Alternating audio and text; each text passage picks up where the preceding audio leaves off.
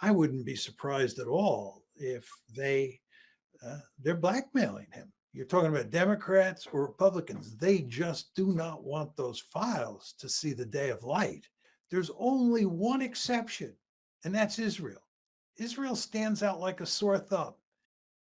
John Mearsheimer just revealed on Katie Halper's show that Donald Trump might be being blackmailed by Israel. And in this clip, he explains what he means by that, what leads him to believe that, and how Trump is acting in ways that, let's just say, Israel might have some compromising information on him. So let's get it from him. Please like the video and subscribe to the channel.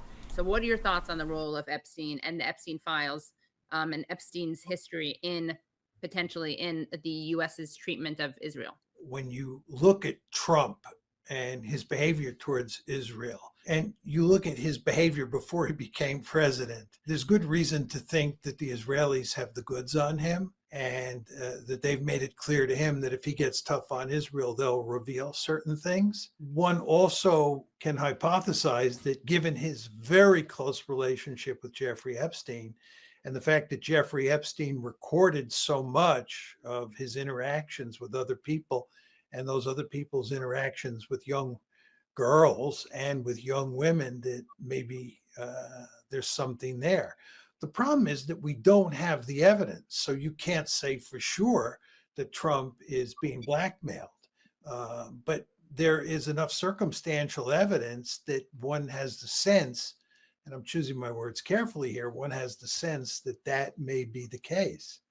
And then the final point I'd make to you is I find it quite amazing the extent to which both Democrats and Republicans are unwilling to release the Epstein files.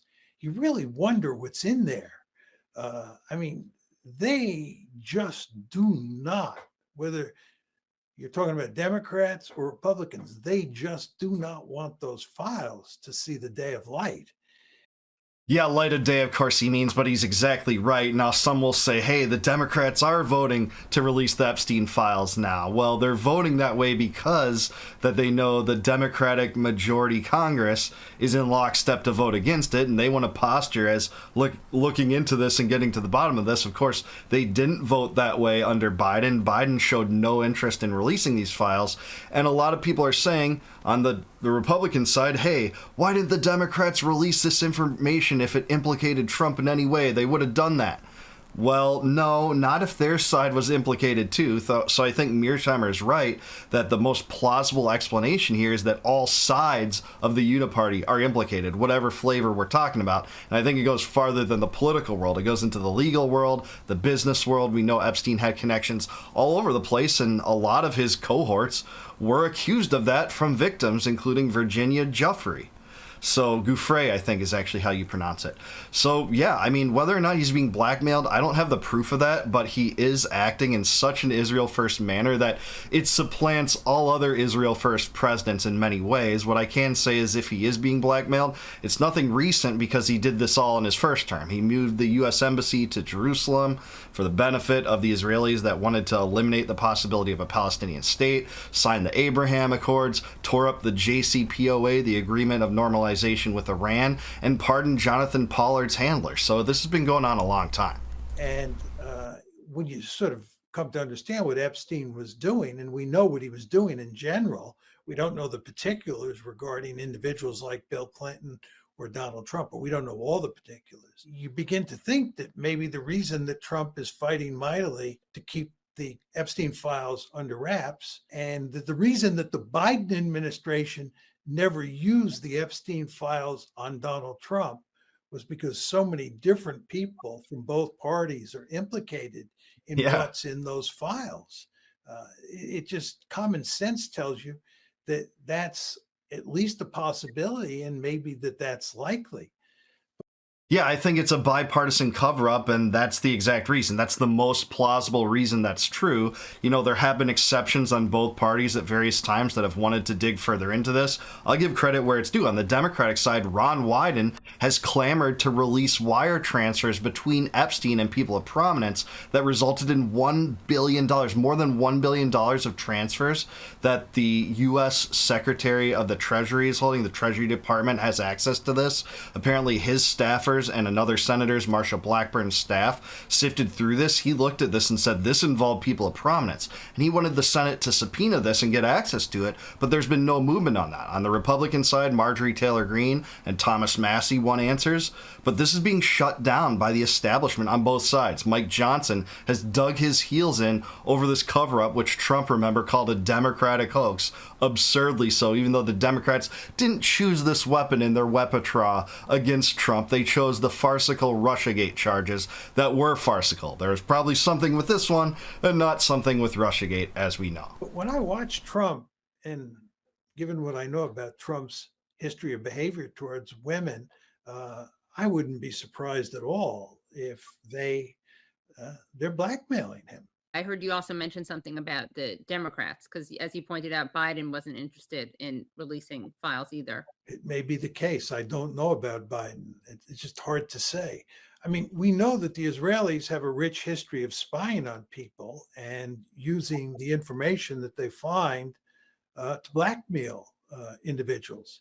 And by the way, Israel's not the only country that does this, but most people seem to think that the Israelis are better than everybody else at gaining information, compromising information on individuals, and then using that to blackmail them. But again, I can't say this is true because we don't have the evidence. But all I would say is when I look at the circumstantial evidence and I look at how Trump behaves, Trump envisions himself as a tough guy. He does not like to be pushed around. And if you look at how he treats every other country on the planet, he slaps all of them around. He treats all of them with a heavy dose of contempt, including our allies. There's only one exception, and that's Israel. Israel stands out like a sore thumb. He never gets tough with Israel. He occasionally pretends that he does, but then he backs off. And you ask yourself, why is that the case? He's supposed to be Mr. Tough Guy. He's supposed to be capable of pushing people around who get in his way, get in America's way. He's an American firster. And here's this country that is contradicting him at different turns. And he doesn't get tough with them at all. He gets tough with countries that don't do anything, that try to appease him. There are all sorts of countries in the system like Japan, South Korea, Switzerland. They're all, the British, they're bending over backwards to appease Donald Trump because they understand how powerful he is. Do you see the Israelis do that? No. Do you see Benjamin Netanyahu do that? No. Do you see Trump getting tough with them? No. And you just sort of say to yourself, why is that the case? And then when you think about the blackmail angle and you think about the big kerfuffle involving Jeffrey Epstein, you sort of say to yourself, maybe there is something there. Yeah, I got to agree with that. He's absolutely right with how Trump treats other countries, including other quote-unquote allies, basically doing nothing to use leverage to withhold aid to Israel after Israel bombed Qatar, ostensibly a U.S. ally. There's a big U.S. military base there, the most prominent in the Middle East, and that doesn't ruffle any feathers from Trump. When he's willing to actually slap 50% tariffs on India, an actual ally that's a powerhouse and a much more valuable ally if you're looking at geopolitics the way I think we should, where India is a major player in the world in comparison to Israel, certainly so. But Trump's done everything to push India into the arms of China and Russia, and Russia into the arms of China. It's so absurd in so many ways. He's right, it's because of the Israel lobby. He's also right about the rich history of spying Israel has. If you don't believe me, look up the 1982 Shin Bet incident in which a U.S. consulate employee was blackmailed through a pregnancy scandal with an Israeli woman. All sorts of things regarding that. Ari Ben-Menashe has talked about that. The former Israeli operative has divulged some details of that. And of course, Jeffrey Epstein himself likely engaging in a blackmail operation on behalf of a foreign government, likely Israel. I know that's politically incorrect to say, but that's where his connections were for the most part. With Ehud Barak, the former head of IDF intelligence, one of his best friends living at his home for prolonged periods of time. Like, what was this? So yeah, absolutely so. And just real quick here, we know from the past there have been attempts by Netanyahu himself to blackmail U.S. presidents, including Bill Clinton during the 90s. Supposedly he acquired over 30 hours of conversations between Clinton and Monica Lewinsky as the Lewinsky scandal was unfolding, and tried to use that as leverage to get Jonathan Pollard released. Jonathan Pollard was a Navy intelligence officer, American, that was a Mossad asset. He sent U.S. secrets over to Israel, which were then sent to the Soviet Union, by the way, during the Cold War. And he was imprisoned for it. And, you know, Netanyahu said, hey, I got all this footage of you and Lewinsky. I think it was audio, not actual video footage. So, you know, you should release him. You should think about releasing him. He didn't end up releasing him. But this was corroborated with people like the UK author George Thomas, who claimed the same thing. Multiple sources corroborating this, you know, adding to the long, rich tradition of Israeli spying on the U.S. and Israeli blackmail over U.S. politicians and U.S. figures. Elon said there was. Yeah. And I mean, you know, you're right, John. And if you remember, one of the first things he did when he took office was to send Witkoff to basically impose a ceasefire. And the Israelis were really pissed about that. They hated seeing the image of Palestinians returning to Gaza City. That was like a knife in their throat. And I think you're right. After that, something happened. Somebody reminded Trump or something that, you know, hey, we have this. Because it, you know, from everything he says, you get the sense that this guy, as tough as he is, he doesn't really have a stomach for this kind of endless violence. And I mean, that's this I mean, I'm not saying he's a good guy or anything of the sort, but I get the sense that I he agree just, with that. I yeah. agree with that. And I think he genuinely wants it to stop. I don't think he likes seeing it in Ukraine. I don't think he likes seeing it in Gaza.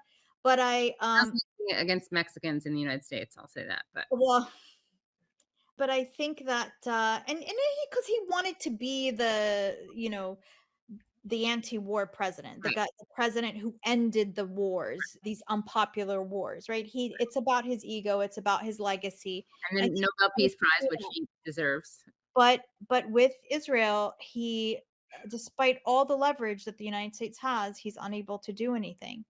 And I remember, you know, during the Lewinsky scandal, there were grumblings that this was that he had been blackmailed that Clinton was blackmailed previous to it exploding. I remember telling a friend of mine, and he just said, Susie, you're such a conspiracy theorist. And then years later, there was actual confirmation that this was something. And my friend actually, I think it was like 10 years later, came back to me. He's like, Susie, I owe you an apology. And I didn't even remember it, but he remembered it and he kept reading and looking into it. So I think even beyond Epstein, I think Epstein he was probably the most spectacular and extravagant and visible, you know, operation. But there's no reason to think that he's the only one. I mean, Israel, like you said, John, has been spying on us in so many different ways. Yeah, that's true. Susan was right. Added to this, I talked about it earlier, but this incident with the potential, you know, espionage and blackmail by Israelis against the Clinton presidency were reported and corroborated in media reports, at least parts of that story, talking about how this happened during what was called the Y Summit, it's called, where they say Clinton was interested in the discussions of, you know, potentially pardoning Pollard at that time because he was, quote, newly impressed by the force of Mr. Netanyahu's arguments. You know, that is just so striking. But this is part of the blackmail operation. You know, Israel's intelligence and Mossad has developed the most, you know, prestigious, I don't know if that's the right word to say it, reputation for spying on other countries and blackmailing other countries, and that's why a lot of people believe that's what Epstein represents, in addition to all the other circumstantial evidence that points in that direction. Epstein's connections to Robert Maxwell as something of his protege, as many people believed. Ari Ben-Menashe, the former Israeli operative, said that. Ari Ben-Menashe also said that Epstein himself told him that he was a Mossad asset and that he found out that Epstein was engaging in a blackmail operation. That's what this sex trafficking ring was, to use this powerful leverage over people of prominence to bend them to Israel's governmental will. That's what this was, according to Ben-Menashe. And then, of course, we have his connection to Ehud Barak, his connections to Ehud Olmert. He had more connections to the Israeli left than the Israeli right, but he did know 4 different Israeli prime ministers, and I think he even introduced Benjamin Netanyahu to execs at JP Morgan, because that's where he did his banking. So look, if Trump's blackmailed, I don't know. Here's my position, though.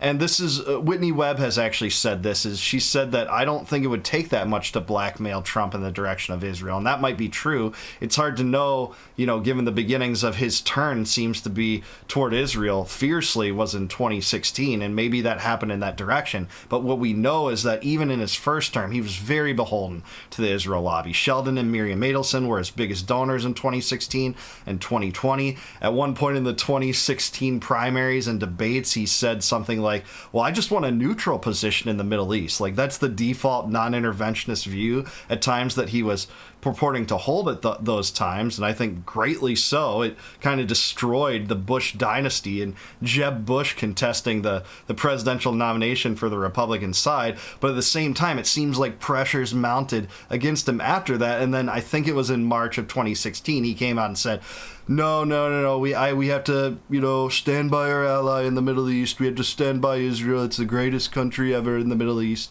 I can't do his voice, but that's essentially what he said. So I don't know. But what I can say is he is beholden to the Israel lobby. AIPAC and the Israel lobby controls much of U.S. foreign policy. I don't think 100% fully, otherwise we'd have boots on the ground in a regime change operation in Iran. But man, their influence is tangible, and it's disproportionate.